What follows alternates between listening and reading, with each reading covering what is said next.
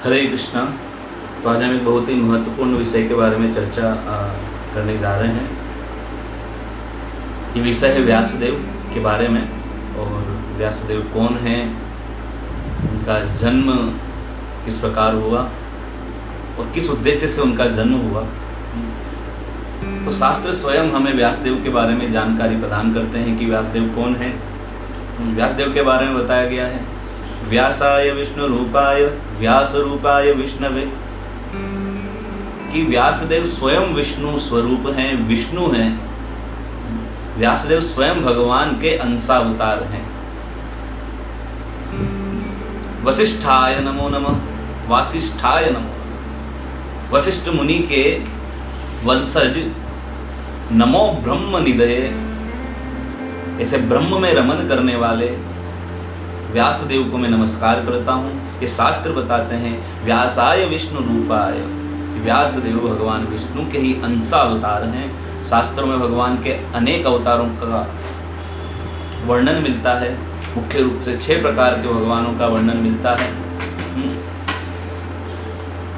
भगवान के मुख्य रूप से 6 अवतार धारण करते हैं। सत्यावेश अवतार, लीला अवतार, युगा अवतार, मनवंतर अवतार, पुरुषावतार और गुणावतार।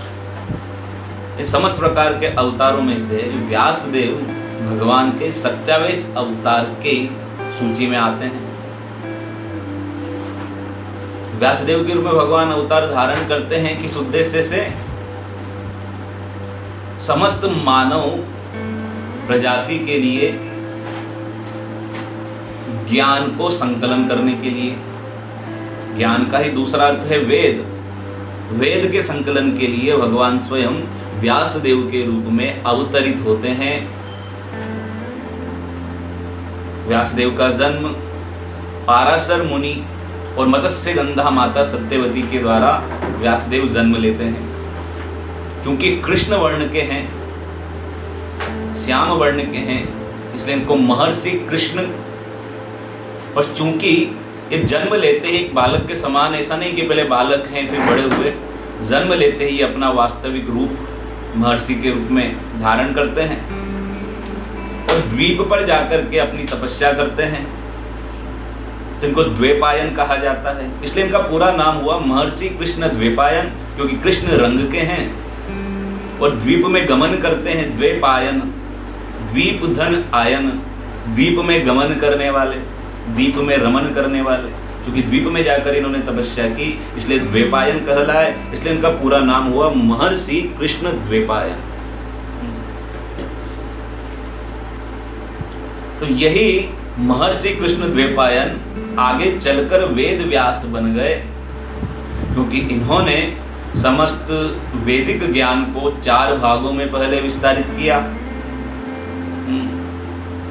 और अपने 4 अलग अलग शिष्यों को उसकी शिक्षा उन्होंने प्रदान की। उनके पेल नाम का एक शिष्य था, उसे उन्होंने ऋग्वेद का ज्ञान दिया। जेमिनी नाम का शिष्य था, उसे उन्होंने यजुर्वेद का ज्ञान दिया। वैशंपायन नाम के शिष्य को उन्होंने सामवेद का ज्ञान दिया और सुमंत मुनि नामक शिष्य को अथर्ववेद का ज्ञान दिया। एक ही वेद को 4 भागों में वर्गीकृत करके अपने 4 अलग अलग शिष्यों को उसका उन्होंने ज्ञान प्रदान किया। किंतु वेदों की रचना करने से भी उन्हें संतुष्टि नहीं मिली। उसके बाद उन्होंने उसी वेदों के ज्ञान को रोचक तरीके से लीला और कथाओं के माध्यम से प्रस्तुत करने के लिए पुराणों की रचना की। भिन्न भिन्न पुराणों की रचना करने के बाद भी उन्हें संतुष्टि प्रदान नहीं हुई, तो अंत में उन्होंने भागवत पुराण की रचना की। नारद मुनि के दर्शाए अनुसार, निर्देश के अनुसार उन्होंने भागवत की रचना की और भागवत में पर ब्रह्म भगवान श्री कृष्ण की लीलाओं का प्रत्यक्ष रूप से उन्होंने जो है वर्णन किया। और पर ब्रह्म भगवान श्री कृष्ण की लीलाओं के वर्णन के बाद उन्हें जो है संतुष्टि अनुभव हुआ। संतुष्टि का अनुभव हुआ जब उन्होंने भगवान की लीलाओं का वर्णन किया। तो समस्त वेदों और समस्त शास्त्रों के संकलन करता महर्षि कृष्ण द्वैपायन वेदव्यास जी हैं।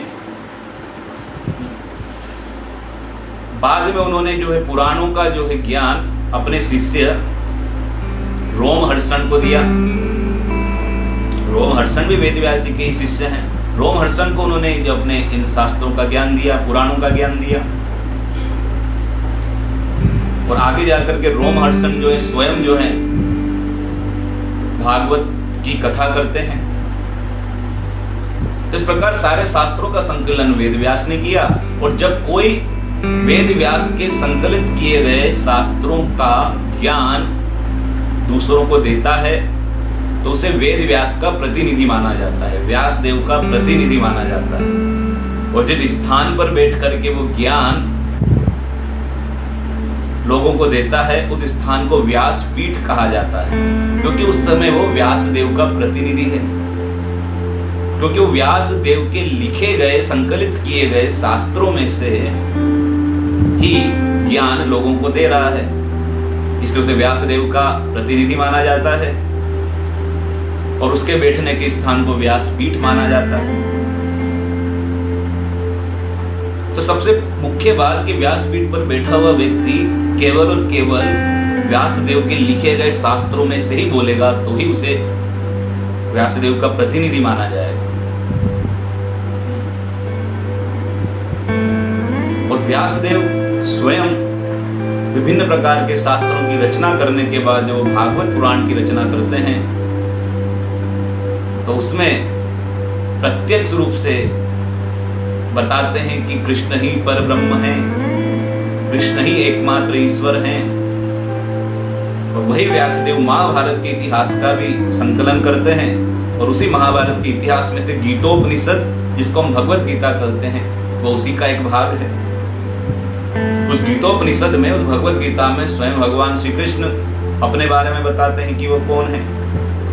अहम सर्वे प्रभव, मैं सब कुछ उत्पन्न करने वाला हूं, मत्तः सर्वम प्रवर्तते, सब कुछ मुझसे उद्भव हुआ है।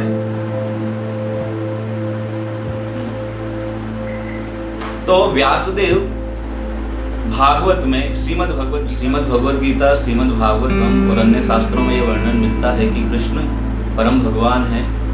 और ब्रह्म संहिता में स्वयं नारद मुनि इस बात को कहते हैं, ब्रह्मा जी स्वयं इस बात को कहते हैं कि ईश्वर परम कृष्ण सच्चिदानंद विग्रह अनादिरादि गोविंद सर्व कारण कारणम, कि स्वयं कृष्ण जो है वही पर ब्रह्म है, ईश्वर परम कृष्ण वही परम ईश्वर है और वो सच्चिदानंद विग्रह है। तो सारे शास्त्रों के संकलन करता व्यासदेव हुए या वेद व्यास हुए। तो उन्होंने पुराणों का सारा ज्ञान रोमहर्षण को दिया। एक बार की घटना है कि रोमहर्षण जो है कथा कर रहे थे, अपने शिष्यों के समक्ष भागवत कथा रोमहर्षण कर रहे हैं, और उस समय तीर्थ यात्रा पर निकले हुए बलराम जी वहां पर उपस्थित हो जाते हैं जहां पर रोमहर्षण कथा कर रहे हैं। बलराम जी को देखकर भी रोमहर्षण अपनी व्यासपीठ से उठते नहीं हैं, अपने स्थान से उठते नहीं हैं। यह देख करके बलराम जी को क्रोध आ जाता है कि जिस व्यक्ति की ये कथा कर रहा है, जिसका ये गुणगान कर रहा है, अगर उसे जानता ही नहीं है तो उसकी कथा करने का क्या अर्थ है? क्योंकि भागवत का अर्थ है कृष्ण को जानना, बलराम को जानना, भगवान कौन है ये जानना। तो व्यक्ति कथा कर रहा है लेकिन उसे यही ज्ञान नहीं है कि कृष्ण है कौन वास्तव में, तो उसकी कथा का कोई अर्थ है क्या?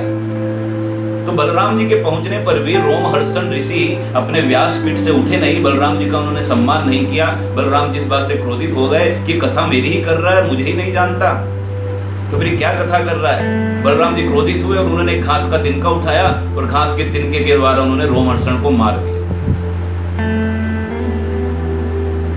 इस घटना हमें ये शिक्षा देने के लिए है कि जो भागवत कर रहा है या जो भगवान की कथा कर रहा है और भगवान के बारे में ही उसे जानकारी नहीं है, वो कृष्ण की परम सत्ता को नहीं जानता, वो कृष्ण की ईश्वरता को नहीं जानता, तो कैसे कृष्ण के बारे में वर्णन कर पाएगा, कैसे भगवान के बारे में वर्णन कर पाएगा। बलराम जी ने रोमहर्षण को मार दिया, इसलिए नहीं मारा कि उनसे उसका कुछ द्वेष है, कुछ ईर्ष्या है, इसलिए मारा कि वो कथा कर रहा है और स्वयं भगवान वहां पर उपस्थित हैं, भगवान के प्रति उनका कोई आदर नहीं है, फिर क्या कथा कर रहा है। तो बलराम जी ने घास का तिनका लेकर के रोमहर्षण को मार दिया। व्यासपीठ पर बैठा है वो व्यासदेव का प्रतिनिधित्व करता है। और व्यासदेव ने जो बात शास्त्रों में संकलित की है उसको तो पहले समझना होगा, उसको तो अंगीकार करना होगा। और व्यासदेव ने सब जगह भगवान श्री कृष्ण के लिए श्री भगवान शब्द का उपयोग किया है। श्री भगवान उवाच, वेदों के संकलन करता वेद व्यास जी सभी जगह कृष्ण को परम भगवान कहकर संबोधित करते हैं। तो ये पहली आवश्यकता है कि जो व्यासपीठ पर बैठकर के कथा कर रहा है वो सर्वप्रथम इस बात को पूर्णतया अनुभव कर ले कि कृष्ण ही एकमात्र परम भगवान है, उसके हृदय में कोई संशय नहीं होना चाहिए। ये पहली योग्यता है। तो कभी कभी देखने को मिलता है कि व्यक्ति कथा भले ही करे, लेकिन अगर वो कृष्ण को नहीं जान पाएगा, कृष्ण की दिव्यता को न जान करके कृष्ण को एक साधारण मनुष्य के भांति अगर प्रस्तुत करेगा, ये व्यासपीठ की मर्यादा को भंग करने के समान है। कृष्ण साधारण मनुष्य नहीं है। स्वयं कृष्ण भगवत गीता में कहते हैं, अवजानन्ति माम मूढ़ा मानुषिं तनुमाश्रितम्, कि जो मूढ़ व्यक्ति हैं, जो मूर्ख व्यक्ति हैं, वो मुझे अपनी ही तरह साधारण मनुष्य समझते हैं। परम भावम अजानन्तो मम भूत महेश्वरम, और वो मेरे परम भाव को नहीं जानते, वो मेरे परम भाव को नहीं जानते, वो इस बात को नहीं जानते कि मैं ईश्वरों का भी ईश्वर हूं, मैं ही एकमात्र महेश्वर हूं। मूर्ख व्यक्ति इस बात को नहीं जानते और वो मेरी तुलना और मेरे कार्यों की तुलना एक साधारण मनुष्य से करते हैं। ये बात भगवान स्वयं भगवत गीता में कहते हैं। तो जो भगवान के क्रियाकलापों या भगवान की लीलाओं को एक साधारण मनुष्य के समान प्रस्तुत कर रहा है, वो व्यासपीठ की मर्यादा को या वेद व्यास के प्रतिनिधित्व को की योग्यता नहीं रखता है। वो व्यासपीठ की मर्यादा को भंग करता है और वेद व्यास का प्रतिनिधि बनने की योग्यता नहीं रखता है। जो कृष्ण को नहीं समझ पाया, कृष्ण स्वयं ही अपना विस्तार अपने ग्वाल बालों के रूप में करते हैं, कृष्ण स्वयं ही अपना विस्तार अपने धाम के रूप में करते हैं। वृंदावन धाम कृष्ण से भिन्न नहीं है, द्वारका धाम कृष्ण से भिन्न नहीं है। कृष्ण के जितने भी परिकर हैं, पार्षद हैं, वो स्वयं कृष्ण हैं। चाहे वो अनेक गोपियां रही हो, चाहे वो नंद बाबा और यशोदा मैया रही हो, चाहे ग्वाल बाल सखा रहे हो, चाहे द्वारिका की रानियां रही हो, चाहे भगवान के स्वयं के विस्तार के रूप में भगवान के पुत्र और पौत्र रहे हो, और उन्हें साधारण व्यक्ति से तुलना करना, ये इस बात को दर्शाता है कि आप कृष्ण को समझ ही नहीं पाए, कृष्ण की भगवत्ता को नहीं समझ पाए, कृष्ण को एक साधारण मनुष्य से जान करके आप उनको निरूपित कर रहे हो। तो जब बोलने वाला, कथा करने वाला ही कृष्ण को नहीं समझेगा, तो फिर वो सुनने वालों को कृष्ण के बारे में क्या बता पाएगा? वो केवल भ्रम ही उत्पन्न करेगा, वो केवल भ्रम उत्पन्न करेगा, इससे अधिक और कोई कुछ योगदान नहीं कर पाएगा। जो राम को नहीं समझ पाया, जो कृष्ण क्यों नहीं समझ पाया, वो राम और कृष्ण के बारे में कैसे बता पाएगा? तो सर्वप्रथम जो पहली योग्यता है कथाकार की, वह पहले कृष्ण और राम को गुरु परंपरा के माध्यम से जाने। केवल कहानी कहने से कोई कथाकार नहीं बन जाता। कहानी तो दादी नानी भी बड़ी अच्छी सुनाती हैं, तो क्या दादी नानी कथाकार हो गई? तो कहानी कहने की कला में कोई अगर दक्ष बन जाए और अपने आप को शास्त्रों का ज्ञाता मानने लगे, तो ये उसका केवल अहंकार होगा। परम ज्ञानी, ध्यानी, मानी, शिव और सुख, ब्रह्मा, नारद जैसे व्यक्ति भगवान को नहीं समझ पाते, तो कोई साधारण सा व्यक्ति भगवान की लीलाओं पर कटाक्ष कर रहा है, कोई साधारण सा व्यक्ति भगवान के दिव्य कार्यकलापों पर अपनी टिप्पणी कर रहा है। कितनी मूर्खता है। ब्रह्मा जैसा परम जीव, जो जीवों में सर्वाधिक महान है, वो तक भगवान की लीला देख करके मोहित हो जाता है कि भगवान कैसे ग्वाल बालों का झूठा खा रहा है, ये कृष्ण ग्वाल बालों के साथ झूठा खा रहा है, ये कैसे परम भगवान है। ब्रह्मा जैसा जीव मोहित हो गया, देवों का राजा इंद्र तक भगवान की लीला देख करके मोहित हो गया। इंद्र, वरुण, चंद्र, ब्रह्म, नारद, सुक, शिव, ये बड़े बड़े देवों के देव महादेव तक भगवान की लीलाओं को, कार्य को नहीं समझ पाते, तो हम इस भौतिक संसार के कल युग के बद्ध जीव, भगवान की लीलाओं पर, कार्यों पर टिप्पणी करेंगे, ये उसी प्रकार से हो गया जैसे कोई बोना चांद को छूने का प्रयास कर रहा है।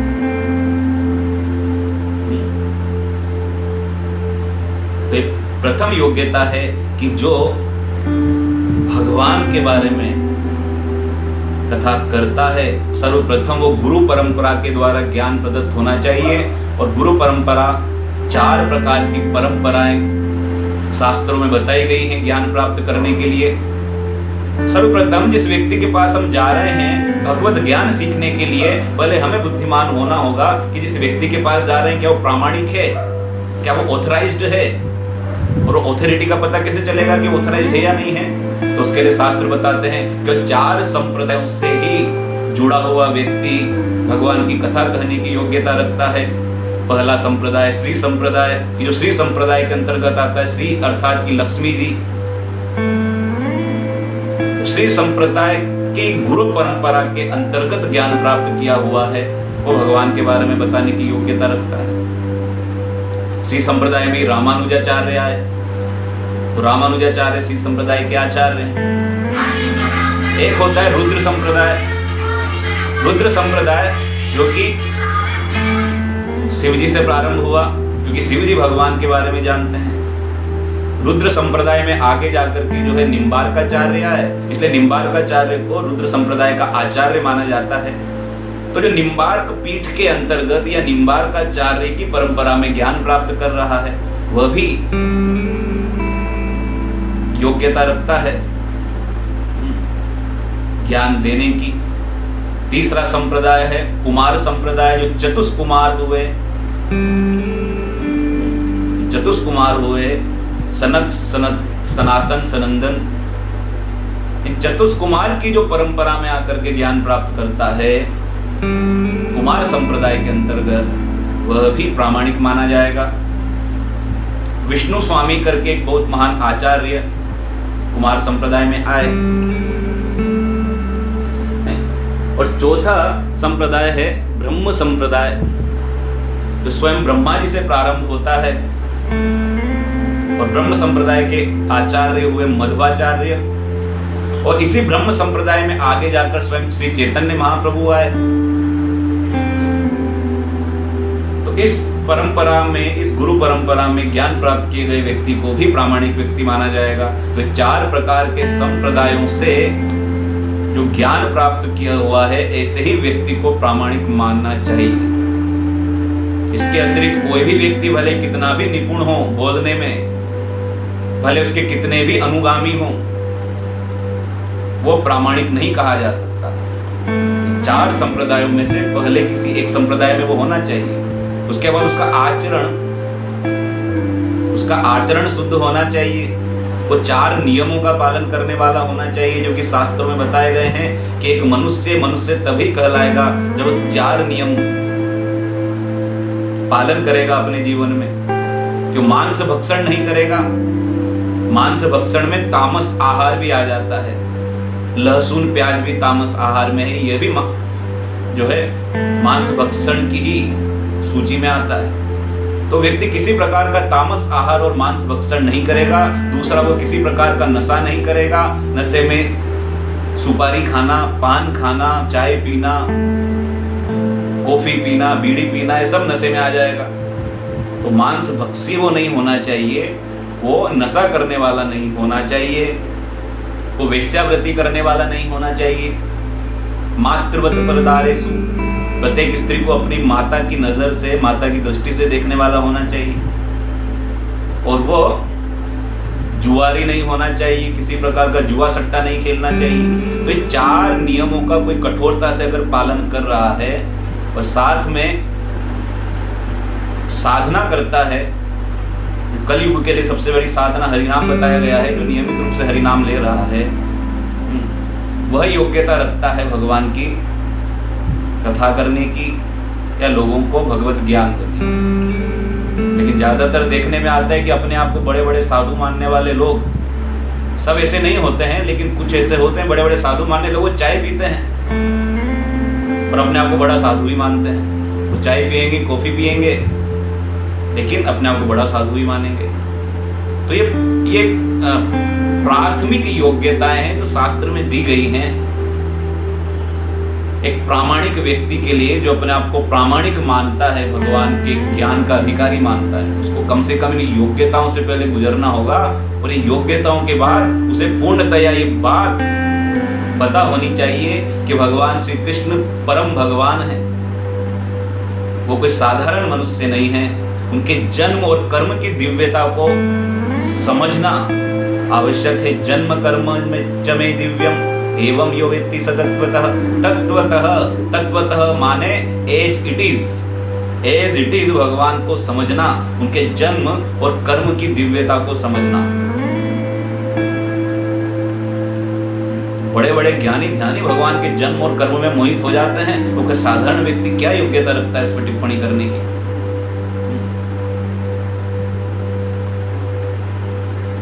तो जो भगवान को जानता है तत्वतः, और कौन जानता है भगवान को तत्वतः?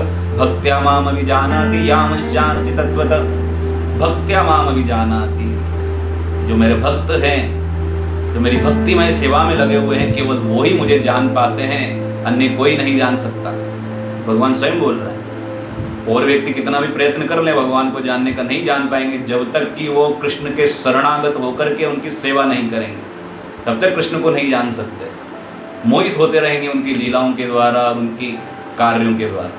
उनके कार्य ही मोह में डालने वाले हैं। तो वेद व्यास जी का प्रतिनिधित्व करने वाले, व्यासपीठ पर विराजमान होने वाले वक्ताओं को इन गुणों को ग्रहण करके, जो कि शास्त्र में दिए गए हैं, इन गुणों को ग्रहण करके और कृष्ण की दिव्यता को जान करके, कृष्ण की भगवत्ता को समझ करके लोगों को उसके बारे में बताना चाहिए। कृष्ण का निरूपण, कृष्ण का प्रदर्शन आप केवल एक साधारण मनुष्य की तरह नहीं कर सकते। और कृष्ण का निरूपण करना इतना ही सरल कार्य होता तो इतने बड़े बड़े साधु संत, बड़े बड़े योगी ध्यानी, जो इतनी गहन साधना और तपस्या के बाद कृष्ण के बारे में बोलने के योग्य बनते हैं।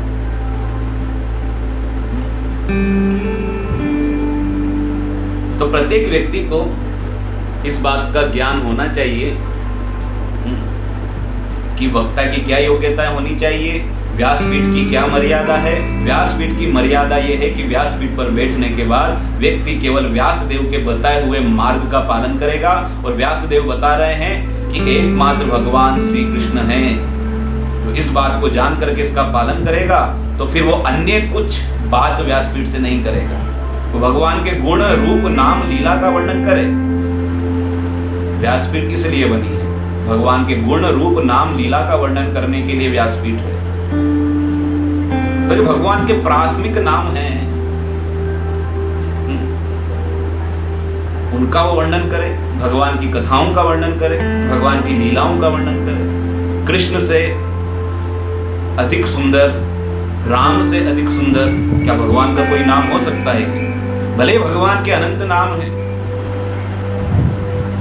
सब जानते हैं कि भगवान एक है और भगवान उसी एक ही ईश्वर को सब लोग अनेक पद्धतियों से, अनेक नामों से पुकारते हैं। लेकिन इसका अर्थ ये नहीं है कि व्यासपीठ पर विराजमान होकर जब आप अपने आप को वेद व्यास का प्रतिनिधि बताते हैं, उसका अर्थ ये नहीं है कि आप कुछ भी अनर्गल बात करेंगे।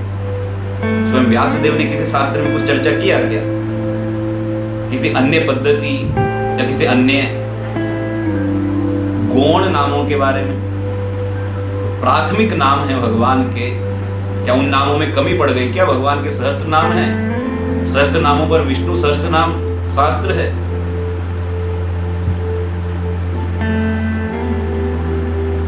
तो प्रत्येक जन सामान्य को बुद्धिमान होना चाहिए कि जिस व्यक्ति से वो भगवान के बारे में सुन रहे हैं, जिस व्यक्ति से वो भगवत ज्ञान ले रहे हैं, क्या वो वास्तव में शास्त्रों का निरूपण करता है, शास्त्रों का प्रतिनिधित्व करता है, या अपने ही मनगढ़ंत तरीके से भगवान की व्याख्या करता है और लोगों में भक्ति की वृद्धि करने की बजाय लोगों में भ्रम पैदा करता है।